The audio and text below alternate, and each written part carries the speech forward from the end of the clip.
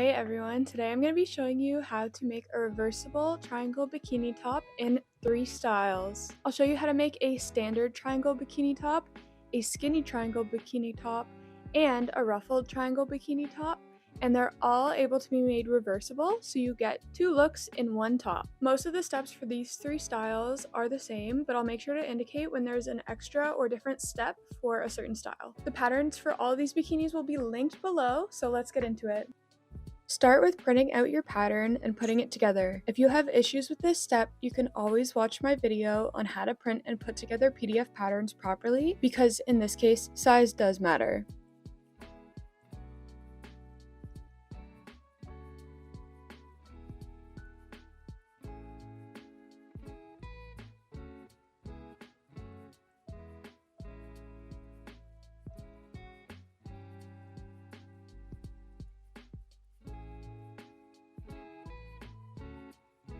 Now you want to get out your swimwear fabric, and please note that one direction has more stretch than the other, so make sure you check this and then you cut it with the direction of more stretch going side to side. I'm just making a straight edge at the bottom for the straps. I like to cut the straps first with a width of 1¼ inch wide, and make sure to check for the length indicated in the pattern for each size. You can obviously adjust the length to be shorter or longer to suit your own design preferences. You need 3 straps for a triangle bikini top, which is the same for each of the styles. A tip when your fabric is long enough is to make 2 long straps instead of 1 long and 2 short, and then cut the long strap at the end to make 2 top straps. If your fabric isn't long enough though, cut out 3 straps. Next, you need to cut out 4 identical cups, and make sure to cut it right along the edge of the pattern because there's a 1/4 inch seam allowance already included in all the patterns.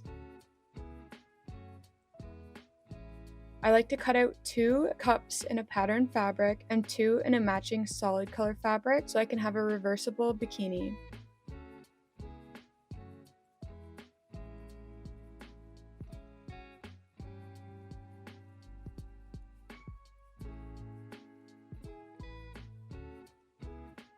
Ignore the dotted lines on the ruffle cup for now because we'll get to that later.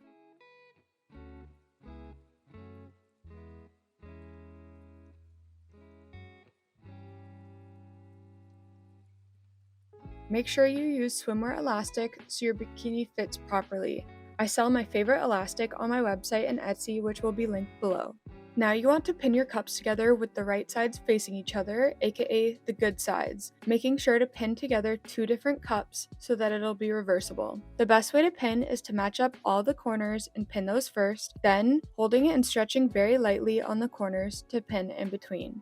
This is the best way to ensure your fabrics are pinned together evenly and you won't get weird pulling when wearing the bikini from fabric being sewn together unevenly. This part is tedious, but trust me, it's worth it because swimwear fabric is both stretchy and slippery, making it difficult to work with. If you don't pin first, your sewing might make the pieces stretched or unaligned.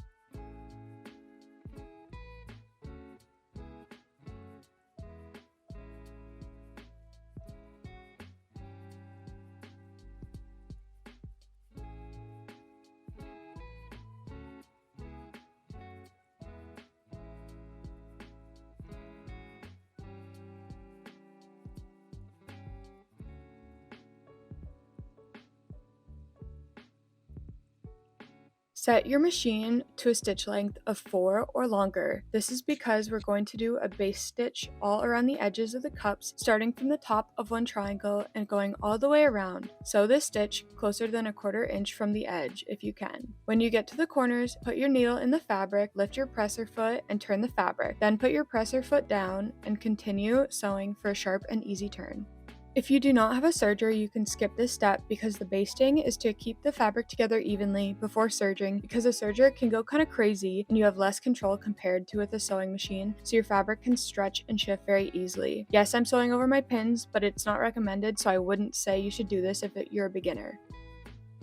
You also want to baste your straps down the long edge, making sure it's folded so the right side or good side of the fabric is together. We do this because everything will be flipped inside out to hide the seams in the end. I don't pin my straps for this part because I find they're so long it'd be a waste of time, but feel free to pin them if this is too difficult for you. If you don't pin them first, you need to keep pausing and adjusting your fabric so the edges are aligned properly.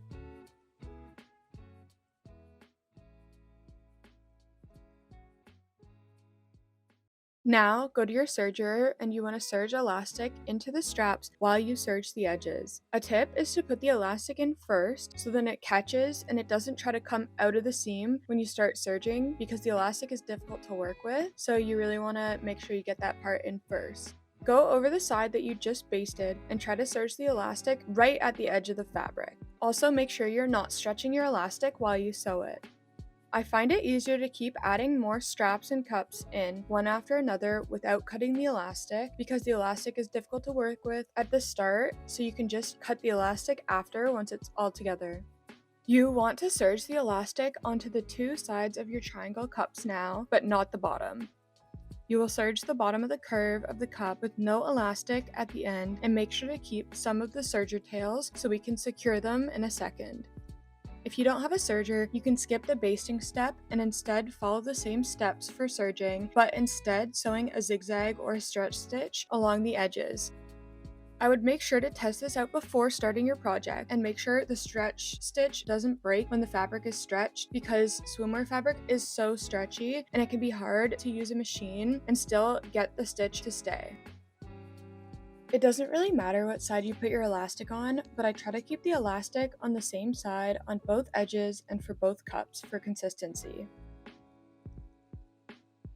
Now I go back to my sewing machine and sew a stitch a bit more than a 1/4 inch from the bottom serged edge on both sides of the cups. Use a smaller stitch length and go back and forth over the elastic and the serged edge, trying not to go past the inside of the serged edge. This stitch is to keep the serge seam from unraveling when you seam rip a hole for your strap channel. Do not do this step for the ruffled bikini top, and I'll show you why. For the ruffled bikini top, I cut small slits on the sides where the dotted lines start, placed the pattern on the cups, pulled back the space in between the dotted lines, and marked the two sides with chalk. The dotted lines represent the channel for the ruffled bikini top, so I instead sew my 2 security stitches where my chalk lines are instead of at the very bottom.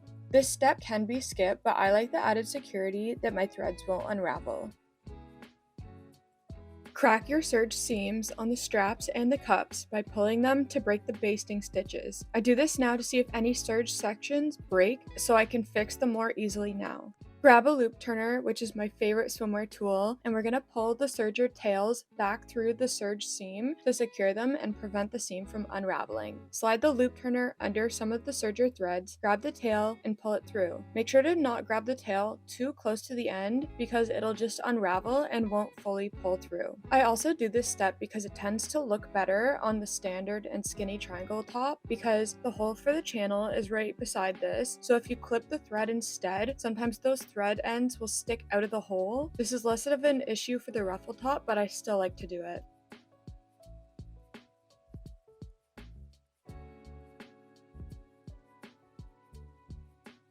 An alternative method is using a large hand sewing needle with a big hole. You need a big hole to thread the serger tails through, which can be quite difficult, but it is possible with patience. Then you can thread the needle through the serge seam and pull the tail through.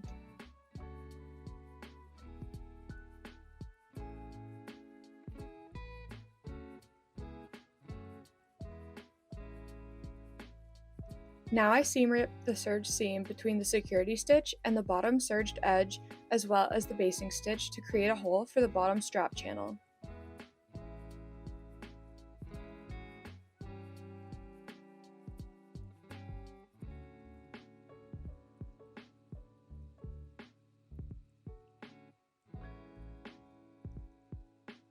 On the ruffle bikini top, this channel will be higher up between the 2 security stitches.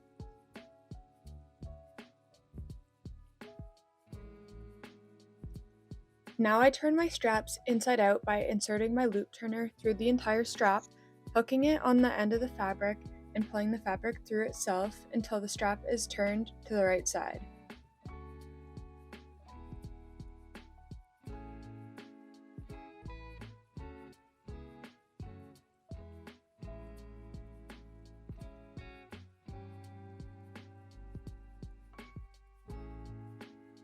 Make sure you pull slowly and gradually and check if the hook is hooked onto the fabric if you pull it and it gets stuck. If you don't have a loop turner, you can use a bobby pin. but this loop turner works wonders when making swimwear, and I can make sure to have one linked below if you don't have one.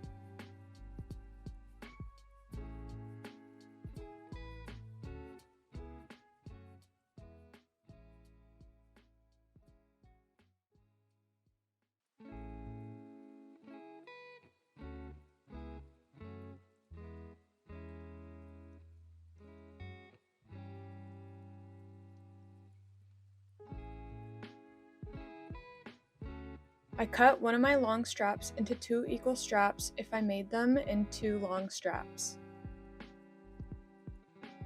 Now I put my loop turner through the top hole and through one of the side openings, grab onto one of my shorter straps and pull it through so part of the strap is coming out of the top.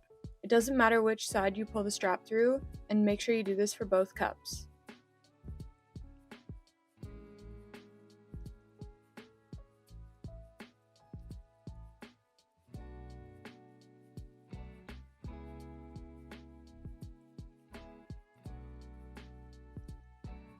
Go to your sewing machine and do a short stitch back and forth over the top opening with the strap to secure it and close the hole.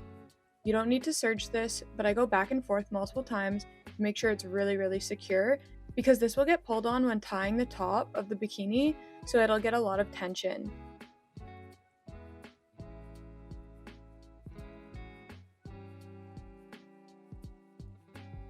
Cut off your excess fabric or elastic.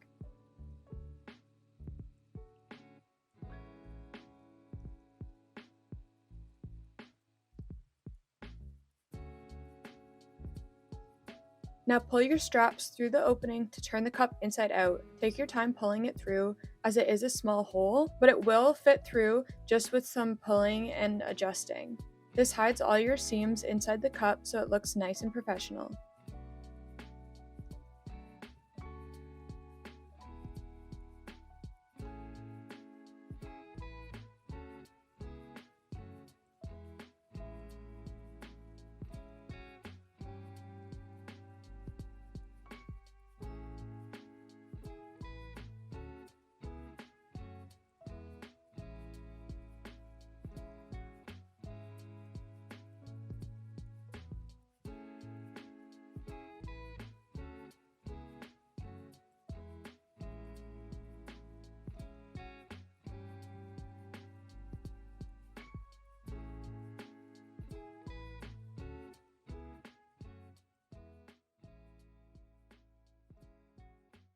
For the ruffle cup, we need to mark where the strap channel stitches go so we have a guide, because it's not going to be at the bottom edge. I adjust the edges to make the cups lay fully flat, then I use my ruler to measure up the sides to where the bottom of the channel opening is. Mine are about 1¼ inch from the bottom edge, so I mark that with chalk, and then I go around the bottom edge, making marks at 1¼ inch from the bottom all the way along the top so I can make a curved line that will be my guide. Do this on both cups, just for the bottom of the channel.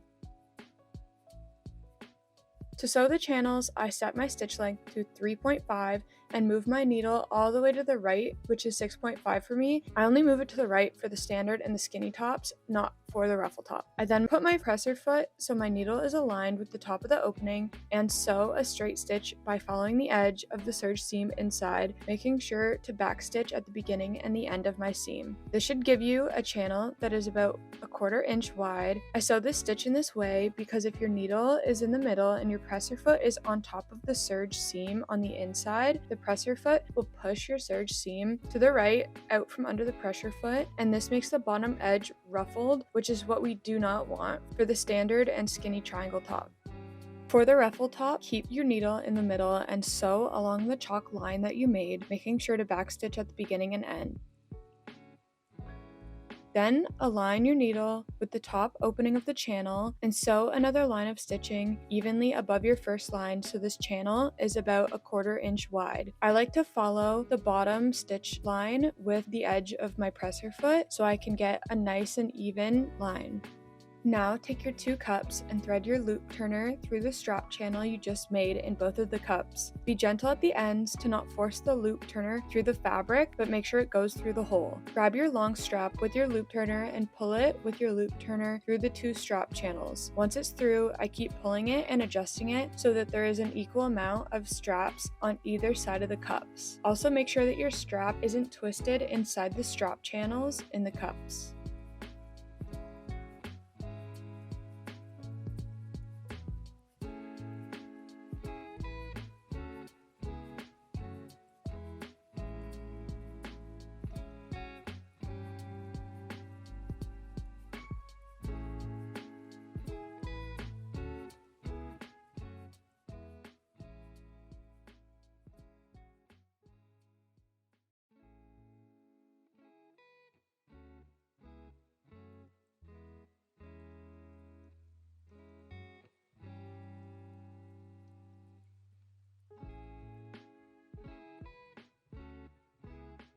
Now take the ends of your straps, tie a knot, and cut off the excess to finish your bikini.